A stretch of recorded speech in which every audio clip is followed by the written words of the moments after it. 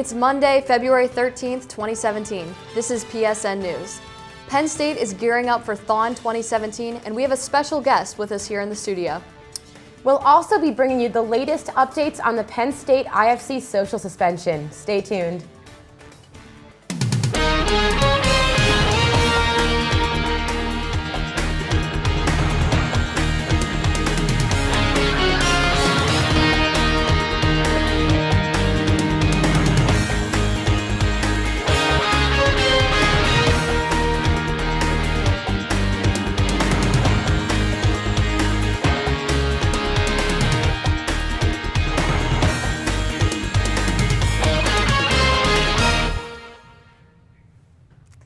Thanks for joining us tonight. I'm Maddie Beertemple.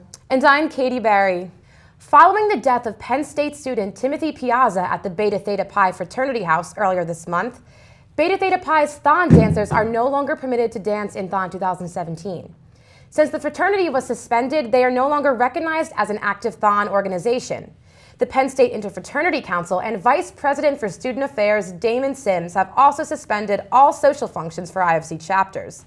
The suspension will continue while the university works with Greek life and community leaders to establish changes to social policies. The IFC and Sims define a social function as any activity sponsored by a chapter where alcohol is present. Violations of the suspension will result in further disciplinary action for the chapters and a potential loss of university recognition. The annual State of State Conference took place this weekend in the Hub. PSN News reporter Laura McKinney was there and has all the details. On Saturday, Penn State hosted the annual State of State Conference. Over 100 students, faculty, and community members were in attendance. The first segment focused on community responsibility. Speakers in this segment spoke about what it means to live in the State College community and gave the audience ideas and advice. Madeline Strasser and Will Quadranta talked about relations between students and the local residents from an IFC and Pan-Hellenic perspective.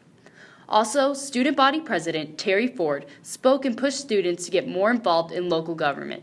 Freshman Ben Cutler said he really enjoyed the first segment of speakers. I really enjoyed it. I liked both the first set of speakers as well as the second set. I really liked the civic engagement part. That's a lot of what we do in UPUA, and I didn't know a lot about it. So it was really interesting to hear about the Highlands and zoning. Terry did a great job speaking about different things. The theme for the second segment was sustainability. Doug Goldstein, who works with the Institute of Student Affairs, kicked off the segment talking about recycling habits and how it relates to sustainability for the future. University Park Undergraduate Association Vice President Katie Jordan touched on how she felt about the State of State Conference. I think State of State is a great opportunity for students to engage in a dialogue that's not had every day. There are a lot of interesting issues that are brought up. There are a lot of new ideas brought up as well that I think is really essential for students to learn about. I also think it's an outside of the classroom opportunity that we can have with community members, which is really great and something that is unique to Penn State. Moving into the afternoon, the third and final segment focused on serving the Penn State community. Senior Maria Walls closed out the event speaking about making large campuses, such as Penn State, more accessible to students with disabilities. Reporting for PSN News, I'm Laura McKinney. A candlelight vigil for Penn State student Timothy Piazza was held last night on the Old Main lawn. The Daily Collegian reported that a crowd of about 400 students gathered on the lawn to celebrate his life. Members of Piazza's family, his friends, and his Thon organizations, Operations and IUTA, spoke about his life and the things he did during his time at Penn State. Many mentioned his dedication to Thon and his bright personality. Piazza's family provided flowers and free wristbands for attendees. Piazza's brother said that his kidneys were donated to save a man in his late 40s. Piazza's father asked students to be smart and always help one another. Thon 2017 is right around the corner, and Thon dancers and volunteers are prepping for the big weekend ahead by staying active. PSN News reporter Arlene Braulio has the story. Penn State's Thon has become one of the university's largest traditions. This 46-hour no-sit, no-sleep dance marathon raises money for pediatric cancer. The Saturday before Thon, Penn State Fitness organized a yoga fundraiser to donate all the proceeds towards the cause. The instructors hoped the class would be beneficial physically to those participating in the dance marathon. Everyone there was there for a reason to stretch and just really mentally prepare for this coming weekend. For the 46 hours, they were going to be on their feet. There was a good turnout with 30 patrons attending the 45-minute class in the intramural building. Especially with it being so close to Thon, we're able to show some people some new stretches, hopefully that they can use throughout the weekend to stay loose and stay feeling good. So it was fun. It's fun to bring together Thon and fitness. Dancing in Thon takes a lot of courage and determination. With this in mind, dancers found and shared their motivation for the upcoming weekend. There was a period in the session where you got to think about the one person that you were thoning for. And the entire time, the person that came to my mind was the mother of my Thon child, because he's only 3, so he doesn't have the awareness of what's going on. Many of those who attended are dancers for the upcoming weekend. They came into the class looking to relax and have a final stretch before the long-anticipated weekend. Overall, all the dancers enjoyed the event since it benefited themselves and at the same time raised funds for Thon. Whether they were dancers or not, patrons enjoyed their time in the class. Kaylee told me about her experience. And I also think it was great because, well, we got to reflect and stretch and take care of ourselves. We also got to raise money for Thon, so it's just an amazing event. Thon 2017 will take place the 17th through the 19th at the BJC. Reporting for PSN News, I'm Arlene Braulio. Students gathered in front of the Allen Street gates last Thursday afternoon, holding up signs to protest Trump's recent immigration ban. The Lambda Sigma Upsilon Multicultural Fraternity organized the rally, while members from many other multicultural and Greek organizations also participated. The fraternity's national board organized the rally across campuses nationwide to show the direct impact of the immigration ban. The group said it hoped the rally would spread awareness and motivate people to do more than just accept the ban. The protesters marched toward the hub chanting, "No ban, no wall, freedom for all," while bystanders clapped and captured the moment on their cell phones. The rally came to an end at the Allen Street gates while attendees held hands during closing remarks. The Penn State African American Music Festival wrapped up its weekend of performances at the Worship Hall of the Pascagoula Spiritual Center. PSN News reporter Odessa Meredith has the story. Saturday marked the end of the African American Music Festival. To close it, School of Music's Essence of Joy Choir performed a variety of songs. Audience member Lina Hood found out about Essence of Joy through students she knows in the group. They cover a number of different things, I think. A lot of it tends to be things that we know and would remember. It's just a most enjoyable program. I've not been to one that we haven't enjoyed. The choir's music focuses on the African American tradition, performing spiritual and gospel music. However, the group does not identify as a gospel choir. Junior music education major and performer Sarah Horner said she joined the group last year.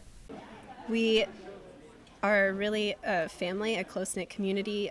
We do a lot of traveling, and we sing at churches. We sing at lots of different community events on campus. Reporting for PSN News, I'm Odessa Meredith. Penn State President Eric Barron spoke to a group of professors and administrators about the All In campaign and issues of free speech on Friday. He said while All In has been successful since launching in October, more can be done to improve diversity and inclusion on campus. Barron also commented on how the university should respond when a controversial speaker presents ideas that contradict the university's values. According to Barron, Penn State dodged a serious bullet when Breitbart journalist Milo Yiannopoulos' speaking engagement was canceled in November. Despite disliking Yiannopoulos' message, Barron said the only way to counter hate speech is with more speech.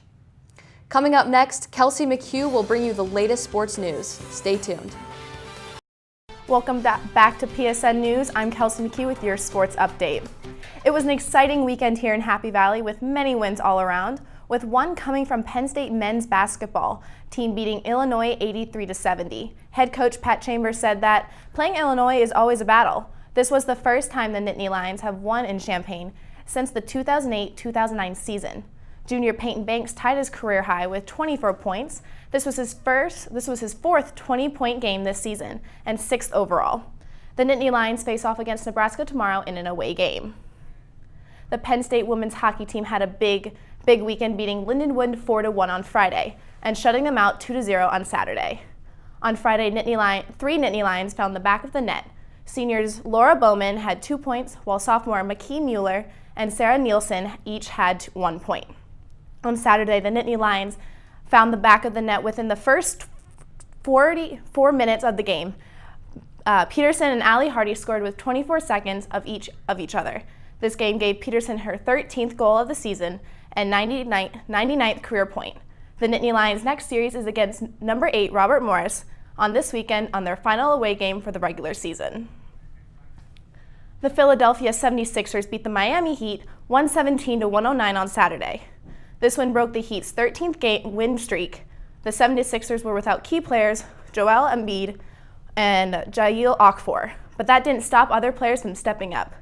Nerlens Noel, Robert Covington, and Dario Saric each scored 19 points to help lead Philadelphia to victory. The 76ers' next game is against the Charlotte Hornets in Charlotte, North Carolina on Monday night. And we'll be right back after the break. Hello and welcome back to PSN News. Thon 2017 is this weekend, and we have Executive Director Austin Summerer here with us tonight. Thanks so much for being here, Austin. Thank you for having me.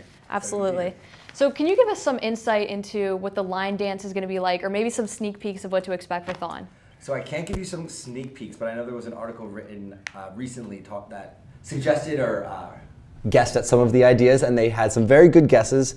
So we actually just had our first public line dance teaching tonight for the captains and committee members. So it's very exciting. It's very good this year. I'm excited for everyone to see it. So we'll just have to wait and see? You will just have to wait and see. Okay. Now, Thon is changing, obviously, especially phasing out the canning weekends in the future. Mm-hmm. So can you tell us how do you expect this phasing out of canning to affect Thon in the future? Sure. I don't expect it to affect Thon weekend at all. Kind of the way I've seen it affecting Thon as a community this year, it's been really positive. I've seen a lot of opportunity for organizations to find fundraisers or engagement techniques that really fit their population, which is different than kind of the cookie cutter fundraising model we've had in the past. Having this phase out has allowed organizations to have the opportunity to kind of adapt to this change, to adapt to the way that they get their volunteers involved, to adapt to the way they fundraise or talk to their donors. And it's been really exciting to see how Thon is progressing as we take these resources that we used to put into canning and put them elsewhere. So I'm very excited to see how Thon grows into the future.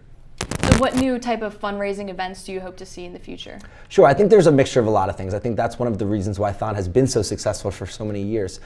For one, as a kind of a general blanket thing, is we're looking at new online giving softwares. So whether that be peer-to-peer platforms, crowdfunding sites, different kinds of apps and technologies that encourage people to donate and kind of get them engaged while doing so. We've also seen a lot of organizations find innovative and exciting fundraisers that are specific to their organization. For example, the club cross country teams does Miles for Smiles, where their organization members run 46 hours straight to see how many miles they can run, and it turns into a donation. So that's a great way to engage their population, which is obviously runners, and it's obviously a great way to raise money as well. So seeing more innovative and exciting fundraisers like that has been really great. Right. So what is it like for you as the executive director to really see all of this come together this weekend? It's bizarre. I started my journey 2 weeks after Thon last year, so it was a quick turnaround, and now to think that I was once there and now we're here just a few days out is really surreal. That week before Thon is always kind of that very strained, there's something in the air kind of attitude going around campus, and it's just the same this year, which is really exciting.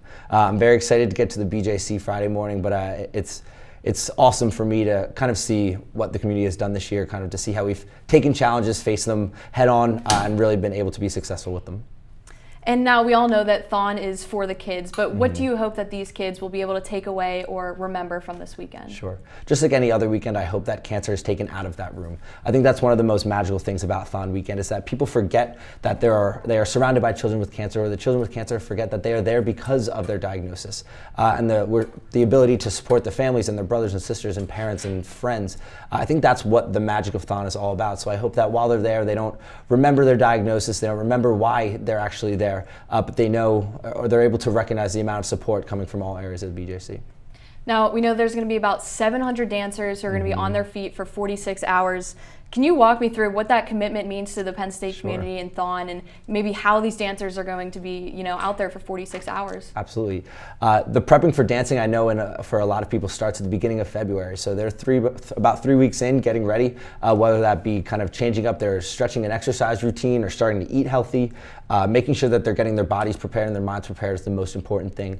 Obviously, we have the Dancer Relations Committee as well, who is with them side by side all weekend, making sure they're getting the food they need, the medication they need, making them stay active and involved and engaged to make sure that they're enjoying their time.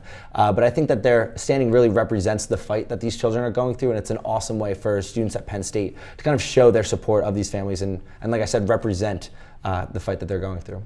Right. Well, thank you so much for being Absolutely. here, Austin, and good luck this weekend. Thank we look you. forward to seeing how Thon does. And we'll be back with a national news update right after the break. Welcome back. We're here with the national news headlines. Newly appointed Education Secretary Betsy DeVos had a run-in with protesters when she tried to enter a Washington public school last Friday morning. Unable to enter, DeVos turned around and left the middle school. Some protesters shouted she was not welcome there. DeVos later said in a statement she eventually got into the students and faculty. Local Washington news station WJLA reported the Washington Teachers Union had organized the protest, but the union members weren't the ones who had blocked DeVos. After the protest, many tweeted their support for DeVos, including Trump advisor Kellyanne Conway, the president of the American Federation of Teachers, Randy Weingarten, and even former Education Secretary Arne Duncan. President Donald Trump's national security advisor, Michael Flynn, is currently under investigation following allegations that he discussed U.S. sanctions against Russia with Russian Ambassador Sergei Kislyak prior to Trump's inauguration.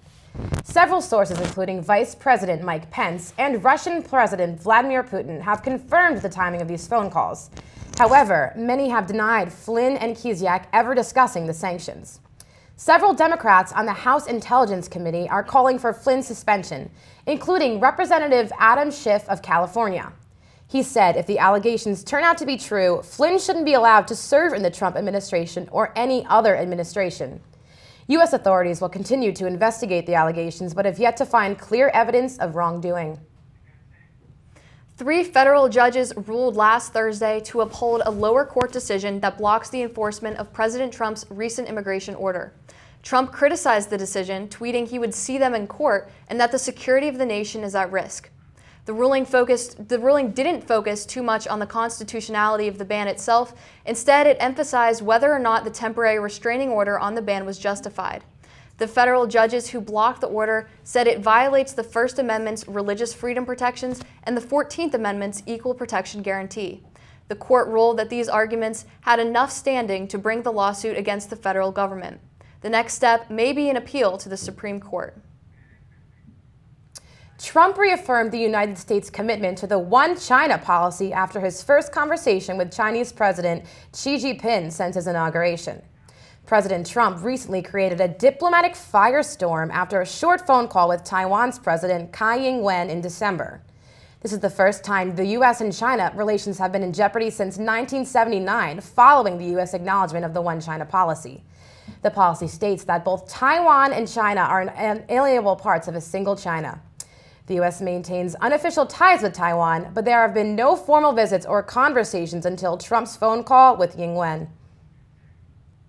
And that's all for tonight on PSN News. Be sure to check us out on Twitter at PSN News. Thank you for joining us.